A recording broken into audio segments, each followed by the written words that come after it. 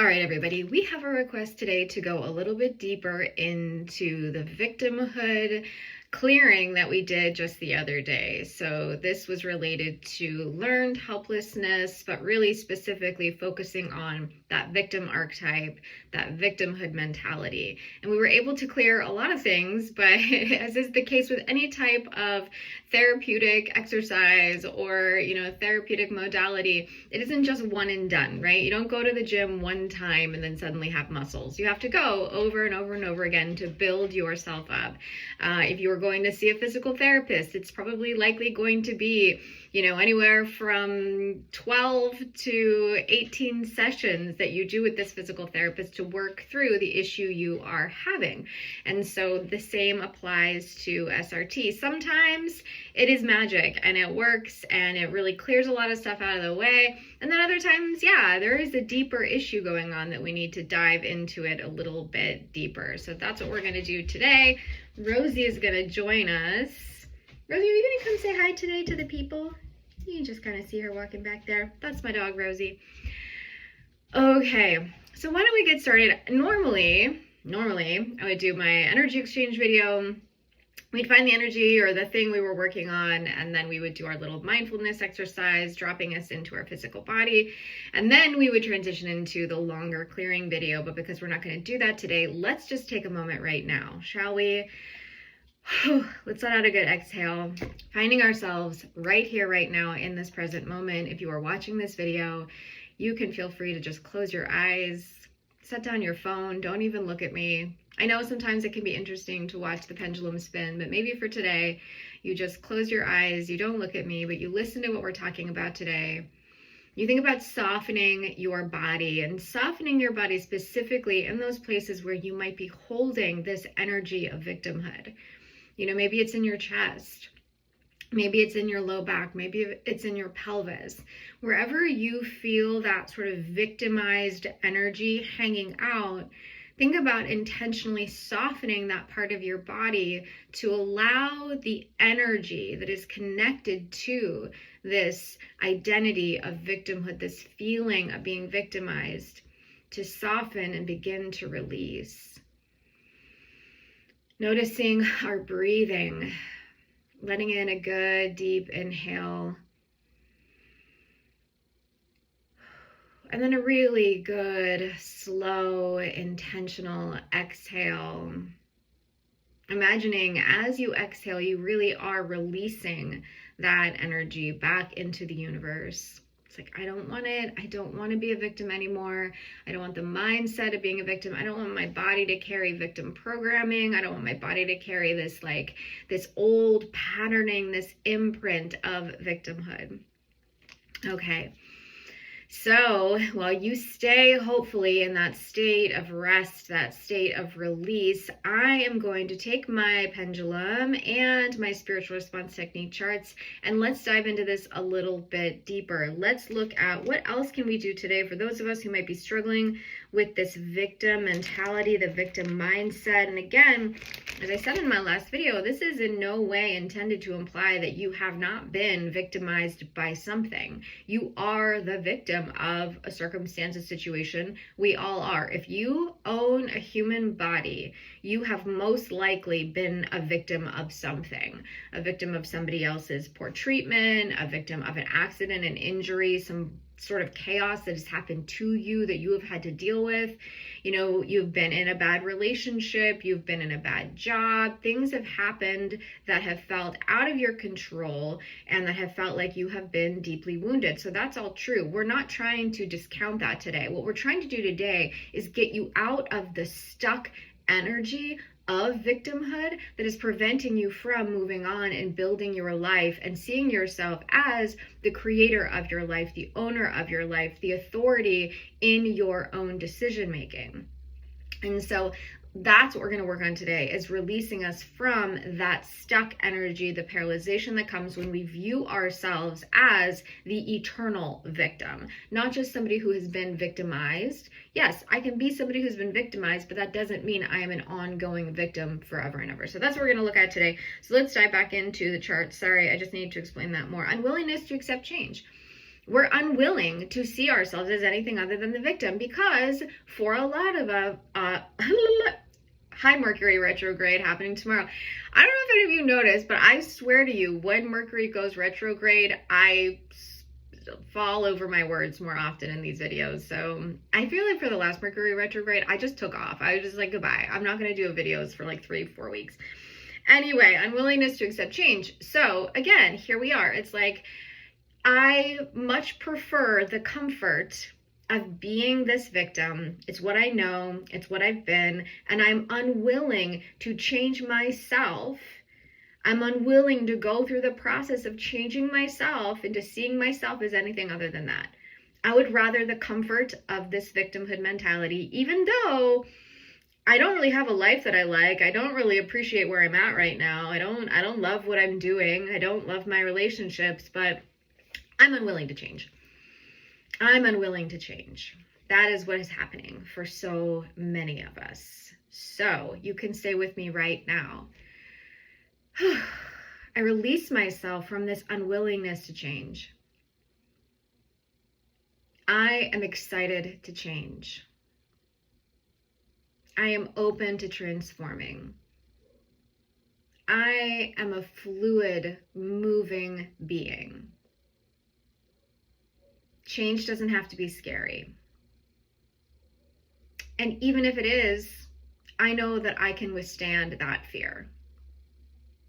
I can survive that discomfort because I'm really curious and excited to see what happens on the other side.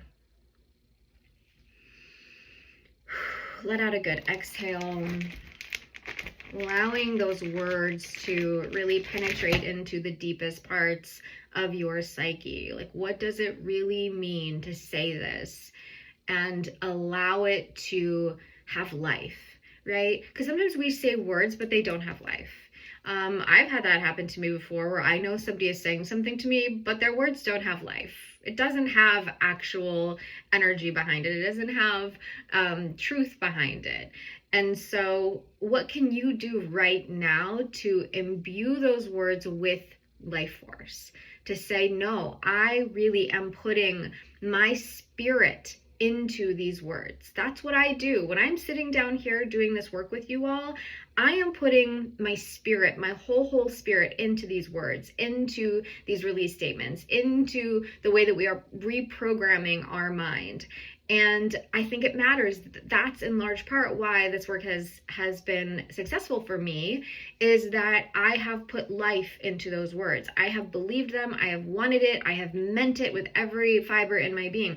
And at first, was it a fake it till you make it kind of thing? Yeah, a little bit. But slowly but surely, every time I would do this work, every time I would say these things, it would become more and more powerful, and I would see more and more the impact of my words actually, manifesting something positive for me in my life. So we've released ourselves from this unwillingness to change. Now, what are we going to do? What do we need to work on next? We've released ourselves from our unwillingness to change. Now we are going to go over to this chart right here, 8B, and we're going to look at our wisdom, the wisdom that we all have, but oftentimes we are blocked to. So let's ask that. What percent are we open to our wisdom? 0%. What percent are we blocked to our wisdom? 100%. So we're blocked to our wisdom. So let's ask then, what is it that is blocking us to our wisdom? Because when we are in our wisdom, we will see we are not the eternal victim. We don't need to own the victim identity. We don't need to wear the victim archetype any longer when we're in our wisdom, because our wisdom is, again, that ancient truth, the ancient knowing of all that is, that this is life, that life is hard. Life is hard. Bad things are going to happen to you. So are good things. Why is it that when a good thing happens to you, you don't celebrate and see yourself as blessed and lucky? Why is it only that you identify with the bad things that happen to you? And that's for all of us across the board. It's like memories, right?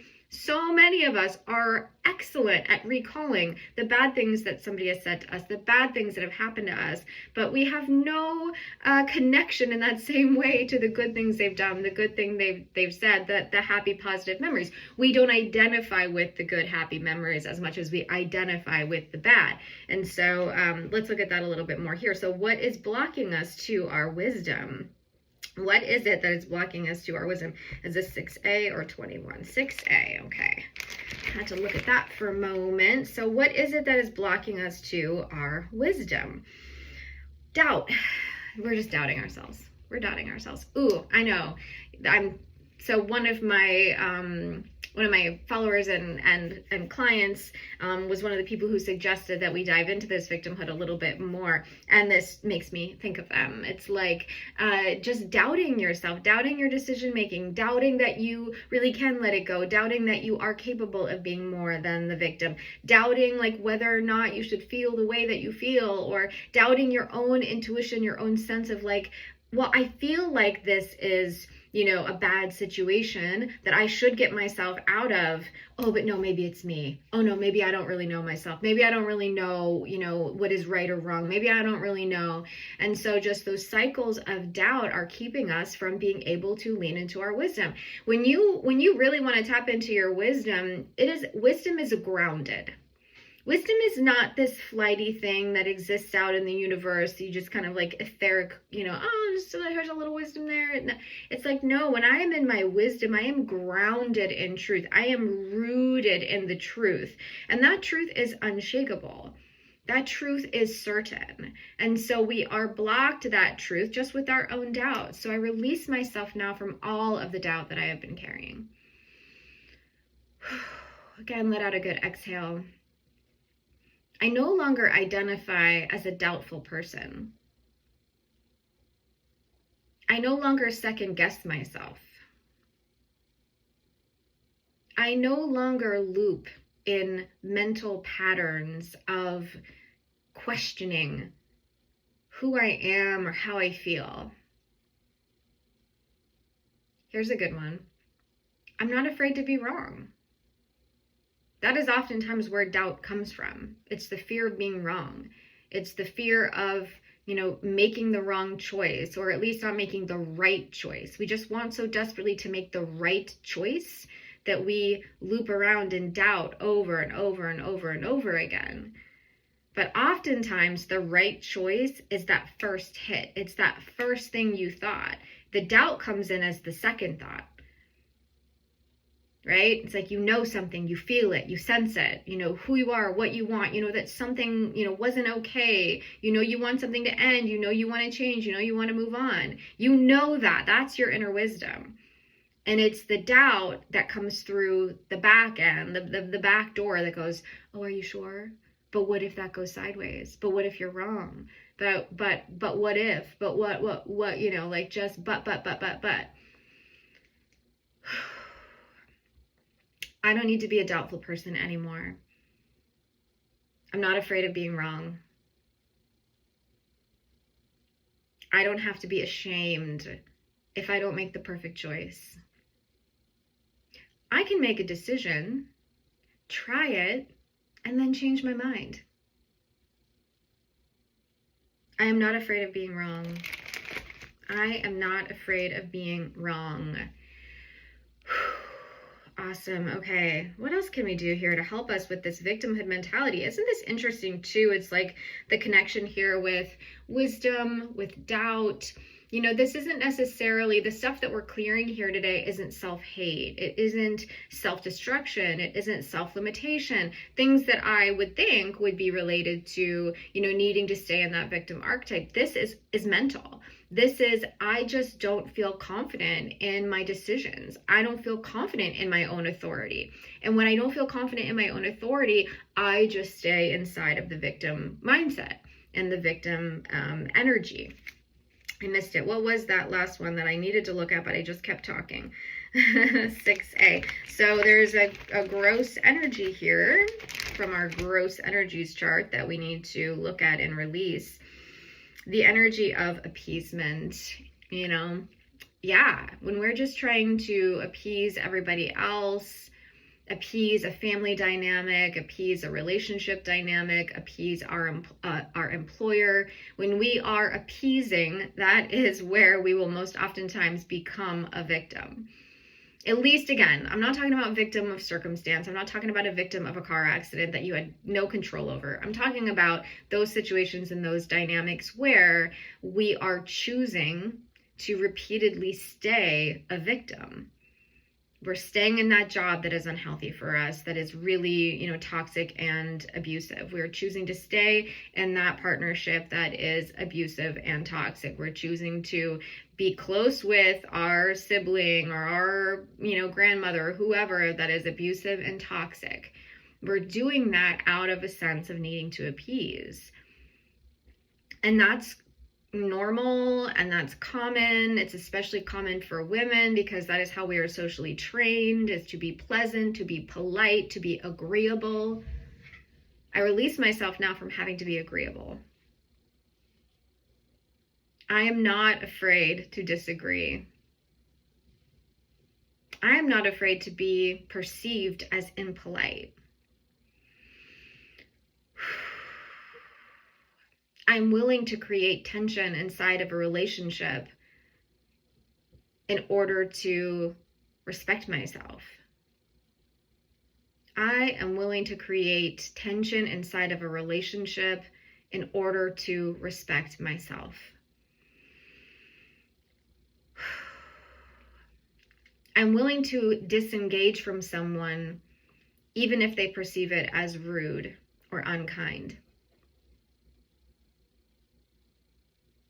I am willing to disengage myself from someone even if they perceive it as rude and unkind.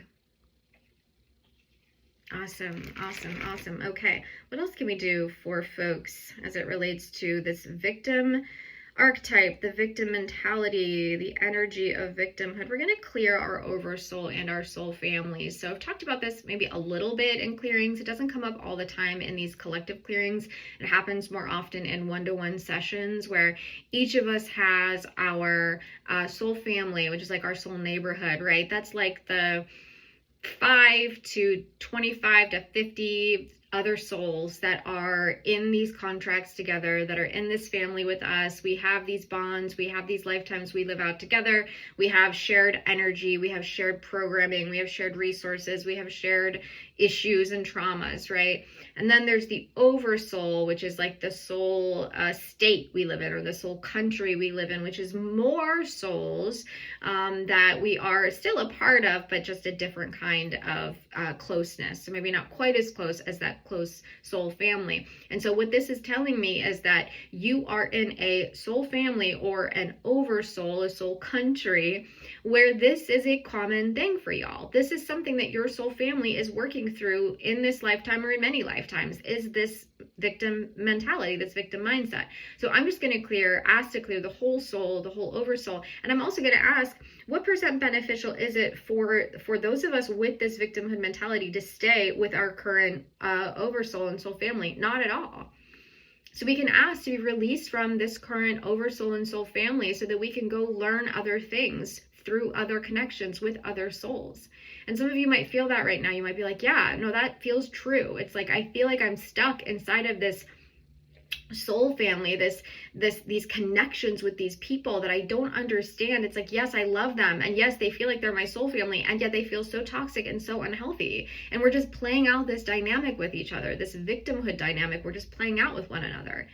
And you can ask to be released from that contract, released from that vow to learn this lesson with that soul family, with that oversoul. We release all of us now from any oversoul or oversoul family that is not in our highest good. I'm done learning this lesson. I'm ready to connect with other souls who are ready to learn other lessons. And can you say that and mean it? Can you say that and really be willing to let go of the tangible in real life relationships that you have right now with these other people that are toxic and unhealthy for you? You know, and you can think about this on a really like this reality, this lifetime level. This could be, you know, all lifetimes. You can just say, I'm ready for all of my lifetimes where I am the victim to end. Get it. Bought the ticket, bought the t-shirt, have the trinket. I'm ready to be done. I'm ready to put that on the shelf and move on to something else. And this is for you to be really dropping into this right now and saying to yourself, I am willing to walk away from unhealthy relationships and unhealthy dynamics, even if I feel bonded to these souls in deep and powerful ways. Just because we feel bonded to souls in deep and powerful ways doesn't mean they are meant to be in our lives forever, in our reality forever. I release myself from any vow, contract, curse, or agreement that has me connected to people who are not in my highest good. Yeah. Okay, what else can we do for this collective as it relates to victimhood and the victim mentality? So one of our final charts, chart 32. Chart 32, what's going on here? This came up the other day. From the beginning to the end, we clear all things. From alpha to omega and back again, we clear this from the beginning of thought, from the beginning of the first spark of energy where this victim mentality came in, to the end, when this victim mentality is wrapped up and completed, we clear it from beginning to end. And all parts and all ways and all depths and all levels and all layers and all directions, we clear this programming now. Okay, interesting. Pre-programming of the experiential path. Again, this goes back to this idea that this was programmed into us as a soul and has been going on for lifetimes. We are just playing out this victim archetype. We just haven't quite figured it out yet. You know, we just haven't figured it out yet. And so again, it's like, okay, spirit, okay, source, okay, self, I'm done now. I'm done with this lesson. I'm done learning through toxic, unhealthy relationships. I'm done learning through toxic, unhealthy environments. I am ready to have, you know, not a perfect life, but a peaceful life as much as I can. I'm ready to take ownership over my choices. I'm ready to take ownership over the things that happen to me. I am ready to be the creator of my own life and my own reality. Accepting and understanding that chaos happens, that things occur, and I will deal with them as they come up. But I will no longer identify with all of the bad things that happen to me. I will no longer hang out in the energy of victimhood, pain, wounding.